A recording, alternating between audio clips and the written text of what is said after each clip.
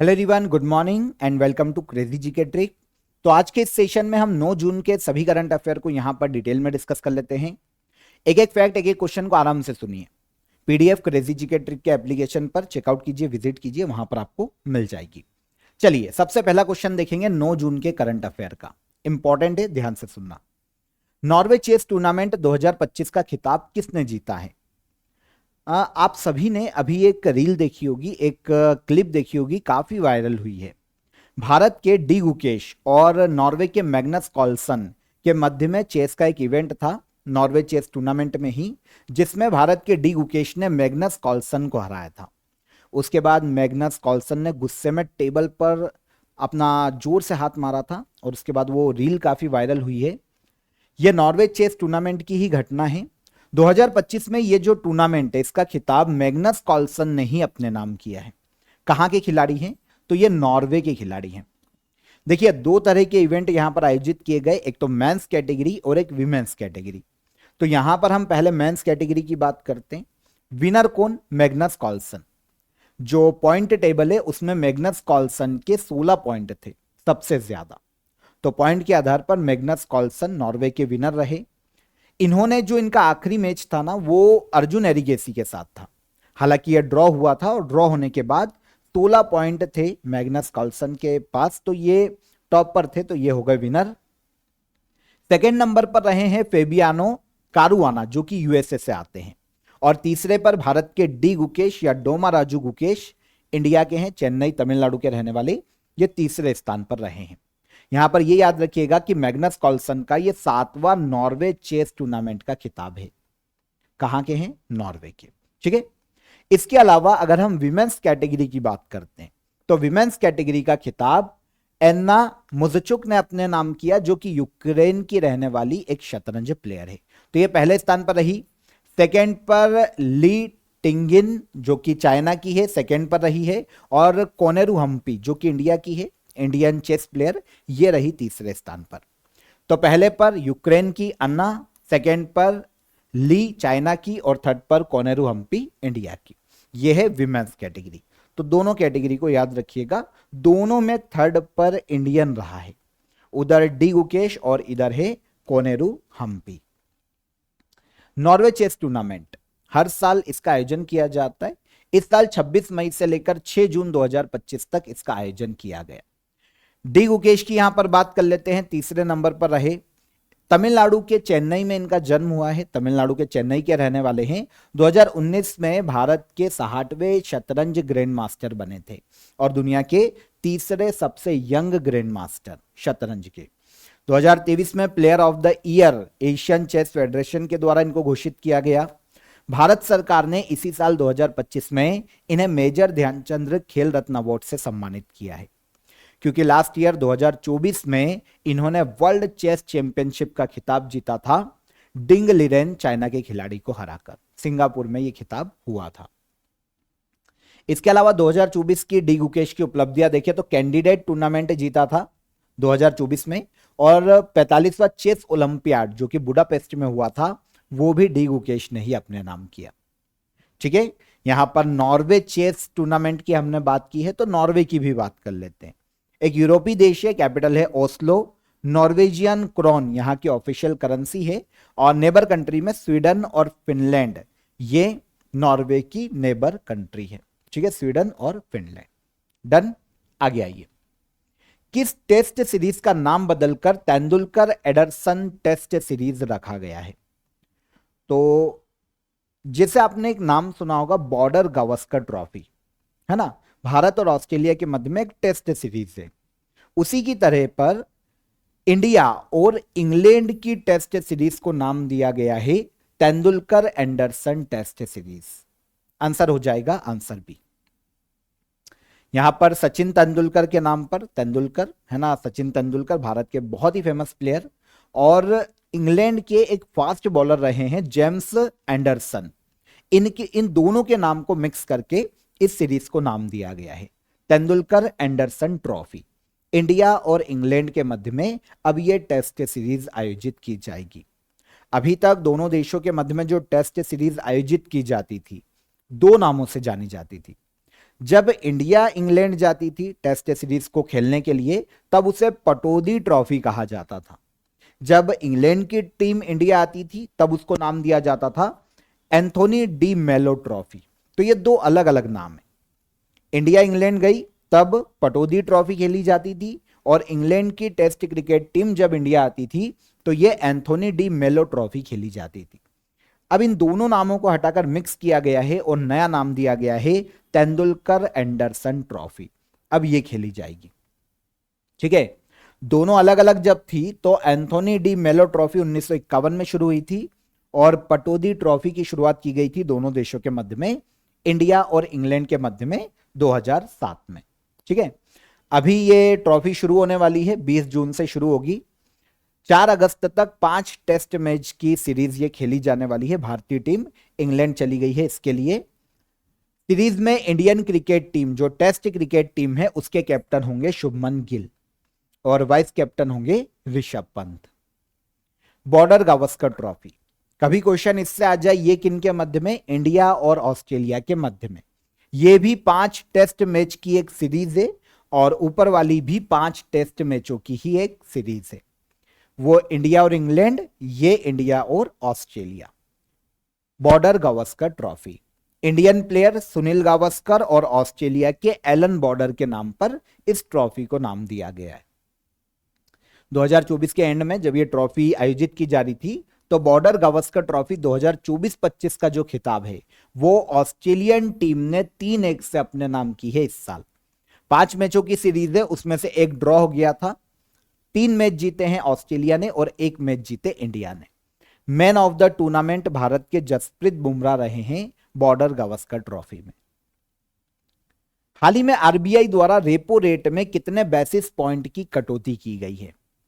तो आरबीआई की जो मॉनेटरी पॉलिसी कमेटी है उसने हाल ही में रेपो रेट में 50 बेसिस पॉइंट की कटौती की है, 50 बेसिस पॉइंट की।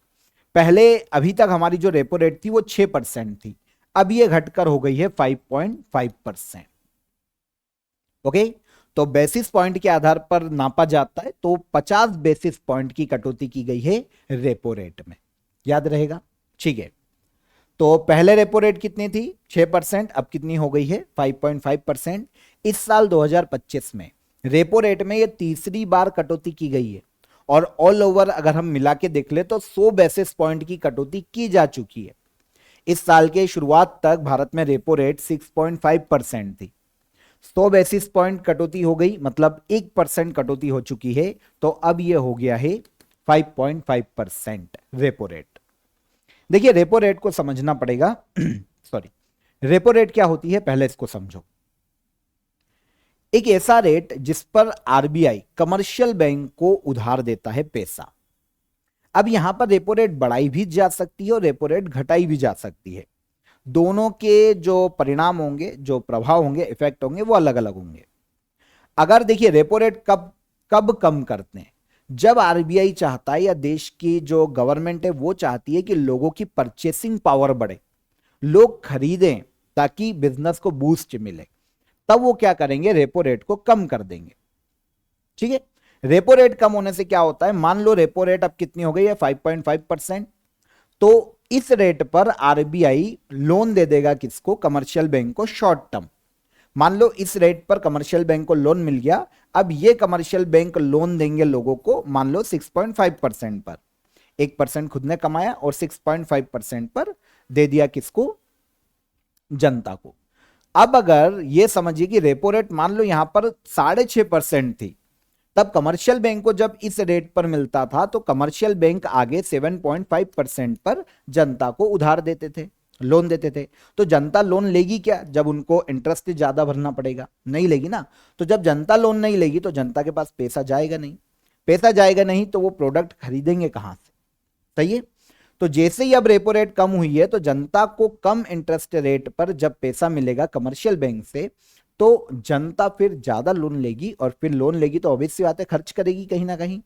तो ये इफेक्ट होते हैं। देखो दोनों चीजें बता देता हूं, अगर रेपो रेट बढ़ जाती है तो बैंक से लोन लेना महंगा हो जाएगा क्योंकि ज्यादा इंटरेस्ट पे आप भी लोन नहीं लोगे। लोन कम लोग लेंगे तो महंगाई कम होगी, क्योंकि जब लोगों के पास खरीदने का पैसा ही नहीं है तो डिमांड कम हो जाएगी, और जब डिमांड कम होगी तो ऑब्वियस सी बात है वस्तुओं के रेट गिरेंगे। तो महंगाई कम करने के लिए रिजर्व बैंक क्या करता है, रेपो रेट को बढ़ा देता है जब ऐसा लगता है कि महंगाई ज्यादा हो रही है। और सेम उल्टा जो संतुलन है उसको स्थापित करने के लिए, डिमांड और सप्लाई एक जैसी रखने के लिए रेपो रेट को घटा भी दिया जाता है ताकि लोन सस्ता हो। लोन सस्ता होगा तो लोग लोन ज्यादा लेंगे, और ज्यादा लोन लेंगे तो आर्थिक विकास बढ़ेगा, क्योंकि कंपनियां और जो भी प्रोडक्ट बनाते हैं उनके बिकेंगे तो आर्थिक विकास हो पाएगा। तो रेपो रेट में आपको इतना समझ में आ जाना चाहिए कि वो रेट जिस पर आरबीआई कमर्शियल बैंक को लोन देता है। ठीक है, अब ये बेसिस पॉइंट क्या होता है, देखिए क्या होता है, रेपो रेट जो होती है ना वो बेसिस पॉइंट, रेपो रेट में एक छोटी सी इकाई है, क्योंकि जब इंटरेस्ट रेट को मापा जाता है ना तो उसके छोटी इकाई में ही मापना पड़ता है इंटरेस्ट रेट को, तो वो छोटी इकाई हो जाती है बेसिस पॉइंट, है ना। ब्याज दर में बदलाव को मापने के लिए बेसिस पॉइंट का यूज किया जाता है। एक बेसिस पॉइंट होता है 0.01%, मतलब 1% में कितने बेसिस पॉइंट हो जाएंगे, तो ये 100 बेसिस पॉइंट हो जाएंगे 1% में। 50 बेसिस पॉइंट की बात करें तो ये कितना हो गया, आधा परसेंट। और अभी जो कटौती की गई है वो 50 बेसिस पॉइंट की गई है, तो ये 6% से कितना परसेंट पे आ गया है रेपो रेट, 5.5% पर। आया समझ में? आई होप समझा पाया हूंगा मैं आपको, इजी था बहुत। यहां पर मॉनेटरी पॉलिसी कमेटी के बारे में आपको पता होना चाहिए, क्योंकि भारत में इंटरेस्ट रेट तय करने का काम मॉनेटरी पॉलिसी कमेटी का होता है। ठीक है, आरबीआई की एक कमेटी है जिसमें 6 मेंबर होते हैं, एक होता है अध्यक्ष और 5 होते हैं अदर मेंबर। अध्यक्ष हमेशा इसका आरबीआई गवर्नर होता है, जो है वर्तमान में संजय मल्होत्रा, आरबीआई के गवर्नर। तो मॉनेटरी पॉलिसी कमेटी में कितने मेंबर होते हैं, क्वेश्चन ये आ जाए तो 6 मेंबर होते हैं, याद रहेगा। ऑफर ऑफ द डे आपको बता देता हूं, आप सभी के लिए देखिए जनरल साइंस का कोर्स लाइव शुरू होने वाला है। यहां पर याद रखिएगा कि स्पेशली ये ग्रुप डी के स्टूडेंट के लिए है, क्योंकि ग्रुप डी का जिन्होंने भी फॉर्म फिल किया है, आपको पता होगा कि 100 क्वेश्चन आपके आने वाले हैं। 25 question maths, 25 question reasoning, 25 GS और करंट अफेयर्स आएंगे, और 25 क्वेश्चन का एक सीधा जो सेगमेंट है वो जनरल साइंस का है। मतलब 1/4 पार्ट जो है वो आपका जनरल साइंस का है। तो ग्रुप डी के लिए आप सभी के लिए फिजिक्स, केमिस्ट्री और बायोलॉजी तीनों ही यहां पर कवर हो जाएगी 45 दिन में। 45 दिन में ये आपका कोर्स कंप्लीट हो जाएगा। आपको लाइव क्लासेस मिल जाएगी, लाइव लेक्चर आपके शुरू हो जाएंगे, डिटेल्ड पीडीएफ आपको मिल जाएगी हर टॉपिक की, और इसके अलावा हर टॉपिक के आपको मॉक टेस्ट भी आप यहां पर लगा पाएंगे। तो ग्रुप डी के जितने भी स्टूडेंट हैं वो इसे इमीडिएट ज्वाइन करें, क्योंकि ये आपके लिए एग्जाम में बहुत ही हेल्प करेगा। 25 क्वेश्चन का आपका पूरा पोर्शन जो है वो यहां से हैंडल हो जाएगा। 45 दिनों का कोर्स है, बहुत ही शानदार क्वेश्चन, एग्जाम ओरिएंटेड क्वेश्चन आपको यहां पर देखने को मिल जाएंगे। सारी चीजें आपकी यहां पर डिटेल में कवर हो जाएगी। ओके, क्वेश्चन आपका बाहर नहीं जाएगा, हम इतनी गारंटी ले सकते हैं। कोई भी आपको हर्डल आता है, इसकी लिंक मैंने आपको डिस्क्रिप्शन में दे दी है, वहां पर जाकर आप इसे अवेल कर सकते हैं। कोई भी हर्डल आता है तो हेल्पलाइन नंबर पर आप कॉल कीजिए, और ग्रुप डी के स्टूडेंट के लिए ये स्पेशली लॉन्च किया गया है। ठीक है, तो डिस्क्रिप्शन में लिंक है, वहां पर जाकर आप इसे ज्वाइन कर सकते हैं बहुत ही अफोर्डेबल प्राइस में। ठीक है, चलिए अगले क्वेश्चन पर आएंगे। अगला क्वेश्चन देखते हैं। जून 2025 में किसे प्रधानमंत्री की आर्थिक सलाहकार परिषद का अध्यक्ष नियुक्त किया गया? प्रधानमंत्री की इकोनॉमिक एडवाइजरी काउंसिल का अध्यक्ष अपॉइंट किया गया है एस महेंद्र देव को। एस महेंद्र देव, ठीक है, प्रधानमंत्री की इकोनॉमिक एडवाइजरी काउंसिल के नए अध्यक्ष।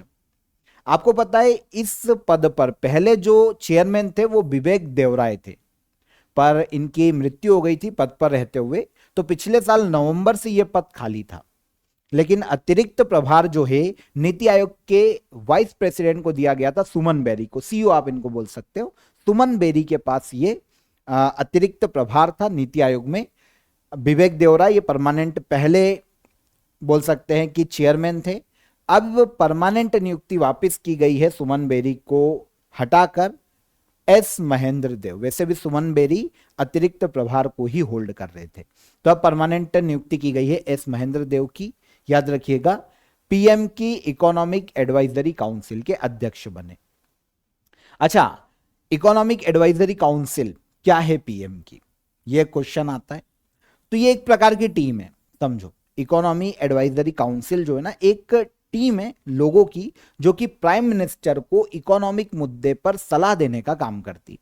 केवल सलाहकारी निकाय, ध्यान रखना, ये कॉन्स्टिट्यूशनल बॉडी नहीं है, ना ही ये वैधानिक निकाय है, ना तो इसको पार्लियामेंट में बिल लाकर बनाया गया है। ये केवल एक सलाहकारी निकाय है। टीम जो है पूरी काउंसिल की, वो ये बताती है पीएम को कि देश की इकोनॉमी को बेहतर कैसे किया जा सकता है, एम्प्लॉयमेंट को कैसे बढ़ाया जा सकता है, इन्फ्लेशन को कैसे रिड्यूस किया जा सकता है, और ऑल ओवर विकास करने के लिए क्या क्या करना पड़ेगा। सलाहकारी निकाय है तो पीएम के लिए इनकी सिफारिशें मानना बाध्यकारी नहीं है, ठीक है, पर यह सलाह देने के लिए काम करती है। तो इकोनॉमिक एडवाइजरी काउंसिल, पीएम की अध्यक्ष कौन बने, एस महेंद्र देव। याद रहेगा। मुख्य काम हो जाता है इकोनॉमिक पॉलिसीज पर प्राइम मिनिस्टर को सुझाव देना और देश की फाइनेंशियल कंडीशन का एनालिसिस करना। ये सारे काम इकोनॉमी एडवाइजरी काउंसिल के द्वारा किया जाता है। चर्चा में रहा फ्यूजेरियम ग्रेमिनेरम, जो कि फसलों को रोग का कारण बनता है, या फसलों में रोग का, डिसीज का कारण बनता है। ये क्या है, इंटरेस्टिंग क्वेश्चन है।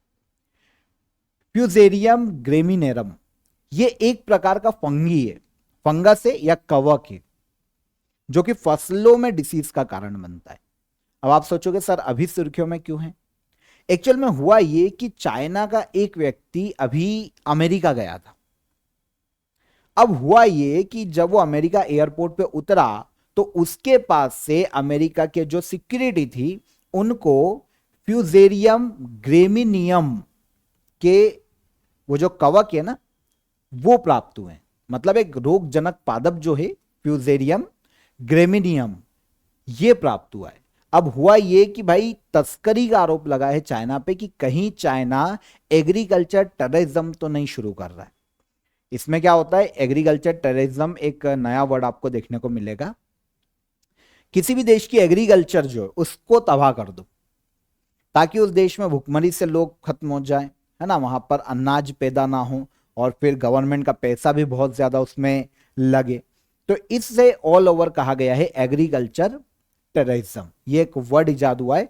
कृषि को नष्ट करके किसी भी देश को घुटनों पर लिया, उसकी इकोनॉमी को बर्बाद कर दो, तो ये एक बायोलॉजिकल एजेंट की तरह काम करता है किसी भी देश के लिए। ये होता है एग्रीकल्चर टेररिज्म। तो इसका आरोप लगा है किस पर, चाइना पर। इसीलिए अभी फ्यूजेरियम ग्रेमिनियम या ग्रेमिनियरम अभी सुर्खियों में है। एक प्रकार का कवक या फफूंदी है जो कि फसलों को नुकसान पहुंचाती है। गेहूं, जौ, चावल, ओट्स जैसी अनाज की फसलों को नुकसान पहुंचाती है। और ये जो रोग फैलाता है वो है फ्यूजेरियम हेड ब्लाइट नाम का एक रोग होता है जो कि इस कवक के कारण फैलता है। तो अभी ये कवक सुर्खियों में रहा, एक प्रकार का फंगी या फंगस है जो कि फसलों में रोग का काम करता है या डिसीज का कारण बनता है। तो इसकी तस्करी का आरोप लगा है चाइना पर। इफेक्ट क्या होता है, अगर किसी भी फसल में ये रोग लग जाता है, ये कवक लग जाता है, तो दाने सिकुड़ जाते हैं, हल्के हो जाते हैं, जहरीले हो जाते हैं। अगर कोई इंसान उसको खा लेगा, देखो किसानों को तो इकोनॉमिकली लॉस हो ही रहा है, अगर कोई इसको खा लेगा ना तो वो भी शायद मर जाए, बहुत ज्यादा बीमार हो जाए, है ना। तो ऐसे सिम्टम्स उसमें देखने को मिल सकते हैं। एक ट्रीटी भी हुई है कि भाई आप किसी भी प्रकार के इस तरह के बायोलॉजिकल वेपन का यूज नहीं करेंगे, ठीक है। पूरे देशों के मध्य में जो यूएनओ के मेंबर है, नॉर्मली यूनाइटेड नेशन ऑर्गेनाइजेशन के, उनके मध्य में एक ट्रीटी भी हुई थी जिसका नाम है बायोलॉजिकल वेपन्स कन्वेंशन। ये एक इंटरनेशनल ट्रीटी है कि कोई भी देश बायोलॉजिकल वेपन्स का यूज नहीं करेगा, जैसे वायरस, बैक्टीरिया से बने हुए हथियार, है ना, किसी बम में भर के वायरस छोड़ दिया कहीं पर जो कि फैलता हो, कोविड जैसा। तो इस प्रकार के बायोलॉजिकल वेपन्स का कोई भी देश यूज नहीं करेगा, इस पर रोक लगाई गई है। यह है बायोलॉजिकल वेपन्स कन्वेंशन जो कि 1975 में साइन किया गया था। ओके, इनमें से कौन सा देश हाल ही में यूएनएससी का अस्थायी सदस्य नहीं बना, तो यूनाइटेड नेशन सिक्योरिटी काउंसिल की यहां पर बात की जा रही है। यूनाइटेड नेशन सिक्योरिटी काउंसिल में मेंबर कितने होते हैं पता है? 15 मेंबर होते हैं। 5 होते हैं स्थायी सदस्य और 10 होते हैं टेम्पररी मेंबर, अस्थायी सदस्य। अब क्या होता है कि जो अस्थायी सदस्य है ना, वो 2 साल का उनका कार्यकाल होता है। कितना साल का? 2 साल का। 2 साल के कार्यकाल के लिए टेम्पररी मेंबर चुने जाते हैं। हर 2 साल में मतलब हर साल 5 मेंबर यहां पर बदलते हैं, तो एक मेंबर का कार्यकाल 2 साल का हो जाता है। अब यूएनएससी के नए 5 मेंबर चुने गए हैं अस्थायी रूप से। उनमें लातविया शामिल है, लाइबेरिया शामिल है, बहरीन शामिल है, लेकिन सूडान शामिल नहीं है। तो हमारा आंसर हो जाएगा सूडान। अब आप बोलोगे सर 5 मेंबर कौन, जो कि यूनाइटेड नेशन सिक्योरिटी काउंसिल में टेम्पररी मेंबर बने? तो ये 5 मेंबर हैं Bahrain, Colombia, Democratic Republic of Congo, Latvia और लाइबेरिया। देखिए टेम्पररी मेंबर शामिल किए जाते हैं ताकि यूनाइटेड नेशन सिक्योरिटी काउंसिल में सभी देशों का प्रतिनिधित्व हो सके। परमानेंट मेंबर तो 5 है ही, इसके अलावा हर साल 5-5 मेंबर को बदला जाता है ताकि सभी देशों का नंबर आए, सिक्योरिटी काउंसिल में वो शामिल हो। वर्ल्ड में सिक्योरिटी को बढ़ावा देने के लिए, विकास के लिए सभी देशों को प्रतिनिधित्व मिलना चाहिए, सभी देशों का सहयोग मिलना चाहिए। इसीलिए 10 अस्थायी मेंबर अपॉइंट किए जाते हैं यूनाइटेड नेशन सिक्योरिटी काउंसिल में। देखिए ये जो 5 मेंबर है, इनका कार्यकाल 1 जनवरी 2026 से शुरू होगा और 31 दिसंबर 2027 तक चलेगा। ये 2 साल का कार्यकाल होगा। ठीक है। इन 5 देशों में लातविया जो है वो पहली बार ही यूनाइटेड नेशन सिक्योरिटी काउंसिल का मेंबर बन रहा है। इसके पहले ये कभी नहीं बना। तो ये भी एक इंपॉर्टेंट फैक्ट है, ये पूछा जा सकता है। लातविया कभी मेंबर नहीं बना, लेकिन अब ये मेंबर बन रहा है। यूनाइटेड नेशन सिक्योरिटी काउंसिल में 10 स्थायी सदस्य है ना, वोटिंग के द्वारा इनको चुना जाता है। हर साल 5 नए मेंबर चुने जाते हैं। कार्यकाल हर किसी का 2 साल का होता है अस्थायी मेंबरों का। यूनाइटेड नेशन सिक्योरिटी काउंसिल क्या है, यह भी एक क्वेश्चन आ सकता है। यूनाइटेड नेशन का एक इंस्टीट्यूशन है, एक ऑर्गन है जो कि पूरे वर्ल्ड में पीस और सिक्योरिटी को बनाए रखने के लिए काम करता है। इसकी स्थापना 24 अक्टूबर 1945 को यूनाइटेड नेशन के साथ हुई। न्यूयॉर्क में इसका हेडक्वार्टर देखने को मिलता है। दुनिया में युद्ध को रोकना है ना, पीस कीपिंग भेजना, शांति मिशन भेजना। मैंने आपको बताया था इंडिया के भी सैनिक शांति मिशन के लिए भेजे जाते हैं। आतंकवाद खत्म करना, हथियारों पर प्रतिबंध लगाना, जरूरत पड़ने पर कहीं पर भी सैन्य कार्रवाई करना, यह सारा यूनाइटेड नेशन सिक्योरिटी काउंसिल का काम है। 5 स्थायी सदस्य जो परमानेंट मेंबर है, जिनको वीटो पावर होता है, परमानेंट मेंबर को वीटो पावर होता है। यूएस, रशिया, चाइना, फ्रांस और यूके, ये परमानेंट मेंबर है यूनाइटेड नेशन जिनको वीटो पावर है। अभी तक 10 अस्थायी सदस्यों की बात करें तो ये यहां पर आप देख लेना, जिनका कार्यकाल खत्म हो रहा है वो 2025 में उनका कार्यकाल खत्म हो जाएगा। ठीक है, यहां पर 2025 का मैंने आपको ईयर मेंशन किया है। इन 5 का कार्यकाल खत्म होगा 31 दिसंबर 2025 में, और फिर जो 5 नए मैंने आपको बताया वो ज्वाइन करेंगे 1 जनवरी 2026 में। फिर उनका 2 साल का कार्यकाल रहेगा। ठीक है, और फिर अगले साल जब बात आएगी तो ये 2026 के एंड वाले हैं, फिर ये खत्म होंगे और इनकी जगह कोई दूसरे बंदे आएंगे। तो ऐसे हर सदस्य का कार्यकाल 2 साल का होता है टेम्पररी मेंबर में। हाल ही में जारी बांग्लादेश की नई मुद्रा में हिंदू बौद्ध मंदिर को दर्शाया गया है। बांग्लादेश की मुद्रा क्या कहलाती है? तो आपको पता है बांग्लादेश ने अभी नई करेंसी को लॉन्च किया है। शेख मुजिबुर रहमान जो कि बांग्लादेश के संस्थापक है, उनका ही फोटो उन्होंने नोट से हटा दिया, क्योंकि बांग्लादेश में आपको पता है कि जो अपोजिशन है उनकी गवर्नमेंट है और शेख हसीना को तो उन्होंने भगा ही दिया। तो उसके बाद उन्होंने क्या किया, नोट से शेख मुजिबुर रहमान की एक तो हटा दी, तस्वीर हटा दी, और इसके अलावा हिंदू बौद्ध मंदिर जो ऐतिहासिक प्लेस है उनको अपने नोटों पर जगह दी है बांग्लादेश ने। बांग्लादेश की जो करेंसी है ना वो कहलाती है टका। ये बहुत ही फेमस क्वेश्चन है, काफी एग्जामों में पूछा गया है। तो बहुत सारे जो ऐतिहासिक धरोहर है, जो मंदिर है हिंदू बौद्ध मंदिर, उनको अपनी नई करेंसी पर बांग्लादेश ने दर्शाया है।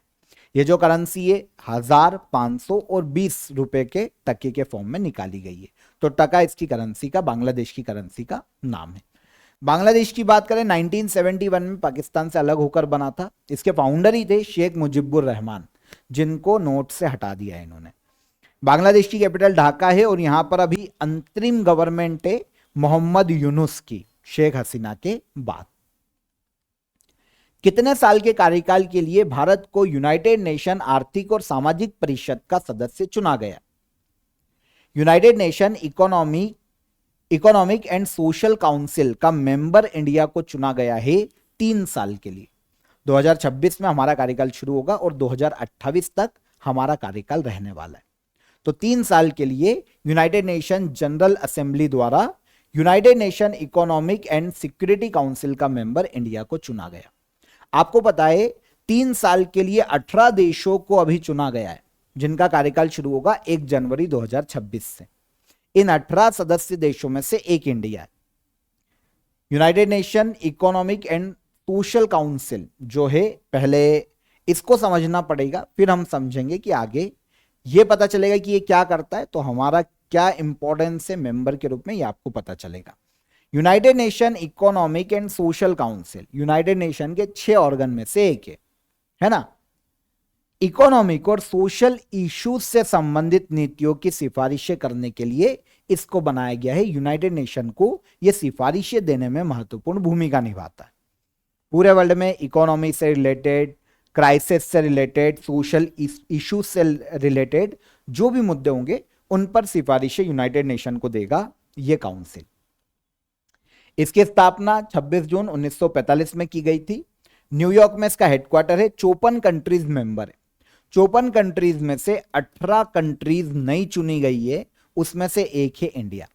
इसका मेन ऑब्जेक्टिव आपको पता चल गया। इसके अलावा जो इसके काम है, पूरे वर्ल्ड में गरीबी, शिक्षा, स्वास्थ्य, सतत विकास जैसे मुद्दों पर काम करना। WHO, यूनेस्को, यूनिसेफ, ऐसे जो यूनाइटेड नेशन के अदर ऑर्गेनाइजेशन है, उनके मध्य में तालमेल स्थापित करना अलग अलग मुद्दों को लेकर। तो ये सारे काम ये करता है। 1 जनवरी 2026 को 18 नए मेंबर जो आएंगे। अफ्रीकन जो महाद्वीप है वहां से 4 सीट आई है, 4 मेंबर बन रहे, मोजाम्बिक, सियरा लियोन, बुरुंडी और 4। एशिया पैसिफिक स्टेट से 4 सीटें हैं, लेबनान, तुर्कमेनिस्तान, इंडिया और चाइना। ठीक है। ईस्टर्न यूरोपियन स्टेट से 3 सीटें हैं इस क्षेत्र से, क्रोएशिया, यूक्रेन और रूस। लैटिन अमेरिकी और कैरेबियन जो कंट्रीज है वहां से 3 सीटें हैं, इक्वेडोर, पेरू और सेंट किट्स और नेविस, ये एक देश है। Western European and other state से 4 सीटें हैं जो कि मेंबर बन रही है काउंसिल की, ऑस्ट्रेलिया, नॉर्वे, तुर्की और फिनलैंड। तो 18 मेंबर में से एक है कौन? इंडिया। 3 साल का सदस्य बना है, 3 साल के लिए। 2026 के शुरुआत में शुरू होगा कार्यकाल और 2028 तक रहेगा। राजा खास गांव किस राज्य का पहला सौर मॉडल गांव घोषित किया गया है? राजा खास गांव ये देखने को मिलेगा हमको हिमाचल प्रदेश राज्य में। हिमाचल प्रदेश का पहला फर्स्ट सोलर मॉडल विलेज घोषित किया गया राजा खास गांव को। ठीक है। तो कंगरा डिस्ट्रिक्ट है हिमाचल प्रदेश राज्य में, यहां पर देखने को मिलता है राजा खास गांव। और ये जो चुना गया है इस गांव को पीएम सूर्य घर मुफ्त बिजली योजना के तहत चुना गया है। Solar model village Himachal Pradesh का पहला। इसके अलावा मैंने आपको कल परसों के सेशन में बताया था कि भारत का जो दमन और दीव का दीव जिला है, ये पूरी तरीके से जो अपनी इलेक्ट्रिसिटी डिमांड है सोलर एनर्जी से पूरा करने वाला जिला बन गया है, देश का पहला। और इसने भी ये जो उपलब्धि है ना पीएम सूर्य घर मुफ्त बिजली योजना के तहत ही प्राप्त की। दीव की टोटल जो कैपेसिटी है वो 11.88 मेगावाट सोलर पावर कैपेसिटी है, जो कि इसकी जितनी भी यहां पर इलेक्ट्रिसिटी की डिमांड है वो सब यहीं से पूरी हो जाएगी। तो पीएम सूर्य घर मुफ्त बिजली योजना के तहत हिमाचल प्रदेश का फर्स्ट सोलर मॉडल विलेज कौन बना? राजा खास गांव। पीएम सूर्य घर मुफ्त बिजली योजना की बात कर लें। भारत के पीएम नरेंद्र मोदी के द्वारा लास्ट ईयर 15 फरवरी 2024 को इसे लॉन्च किया गया था। 1 करोड़ घरों को मुफ्त बिजली प्रोवाइड करना इस योजना का मुख्य उद्देश्य है। और इसके तहत सोलर पैनल लगाने वाले जो परिवार हैं उनको 40% तक गवर्नमेंट सब्सिडी देती है इस योजना के तहत। आखिरी क्वेश्चन, मई 2025 के लिए ICC player of the month किसे चुना गया? मई 2025 के लिए ICC player of the month घोषित किए गए मोहम्मद वसीम। आपको पता है आईसीसी हर मंथ की परफॉर्मेंस के आधार पर प्लेयर ऑफ द मंथ घोषित करता है। तो men's player of the month और women's player of the month, ये दोनों कैटेगरी होती है।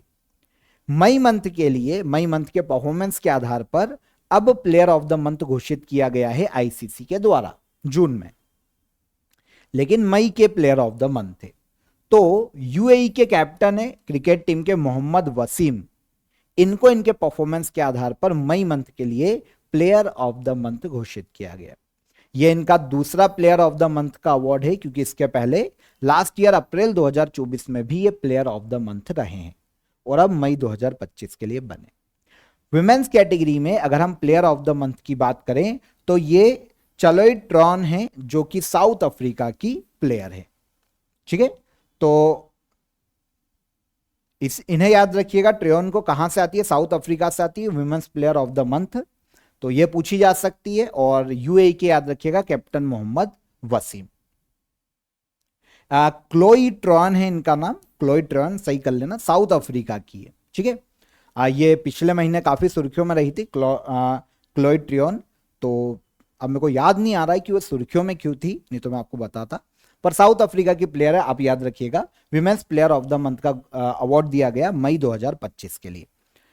प्लेयर ऑफ द मंथ अप्रैल के लिए अगर हम देखें तो men's player of the month Mehidy Hasan Miraz को दिया गया, बांग्लादेश के प्लेयर है। और women's player of the month का अवार्ड दिया गया कैथरीन ब्राइस को, जो कि स्कॉटलैंड की प्लेयर है। तो ये अप्रैल मंथ के लिए। ठीक है, तो दोनों मंथ के मैंने आपको बता दिए, अप्रैल और मई। आईसीसी की बात करें, इसकी स्थापना 1909 में की गई थी, 15 जून 1909। पूरे वर्ल्ड में क्रिकेट खेलों को रेगुलेट करने वाली अंतरराष्ट्रीय संस्था है। शुरुआत में इसका जो हेडक्वार्टर था वो इंग्लैंड के लंदन में था, और अब यूएई के दुबई में इसका हेडक्वार्टर देखने को मिलता है। मेंबर्स 108 कंट्री मेंबर है, और चेयरमैन इंडिया के हैं जय शाह आईसीसी के। तो यहां पर 9 जून के हमारे सभी करंट अफेयर हो जाते क्लियर, हमने यहां पर कर लिए, सारे हमने पढ़ लिए। अब हम लास्ट डे के करंट अफेयर के रिवीजन पर चलते हैं। विश्व व्यापार संगठन के मत्स्य पालन सब्सिडी समझौते को स्वीकार करने वाला 101वां देश कौन बना?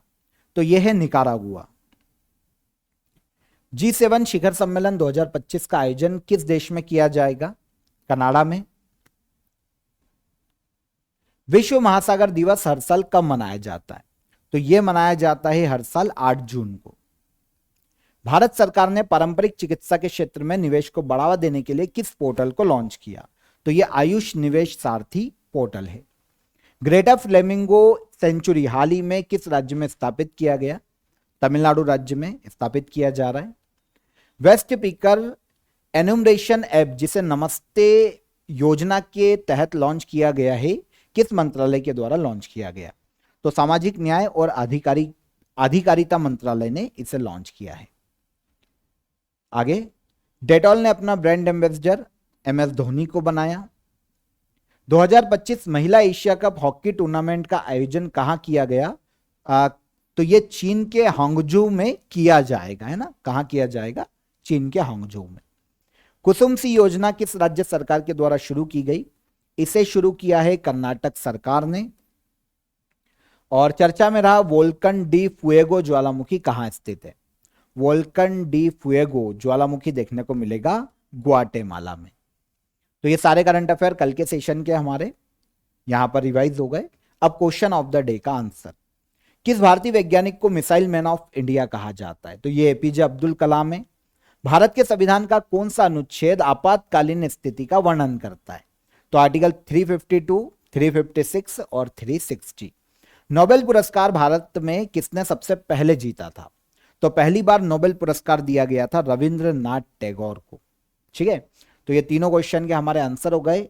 अब आज के क्वेश्चन ऑफ द डे, संयुक्त राष्ट्र संघ के महासचिव बनने वाले पहले अफ्रीकी कौन है? पहला क्वेश्चन, किस गवर्नर जनरल के कार्यकाल में सती प्रथा का अंत हुआ था? और सर्वोच्च न्यायालय का उल्लेख संविधान के किस आर्टिकल में देखने को मिलता है? सुप्रीम कोर्ट का। तीनों क्वेश्चन को कमेंट में आंसर कीजिए। सेशन कैसा लगा ये भी बताइएगा। सेशन पसंद आया हो तो वीडियो को लाइक और शेयर कर दीजिए। चैनल पर पहली बार आए हैं तो चैनल को सब्सक्राइब कर लीजिए। कल फिर मुलाकात करेंगे नेक्स्ट डे के करंट अफेयर में। तब तक अपना ख्याल रखिए। जय हिंद, जय भारत।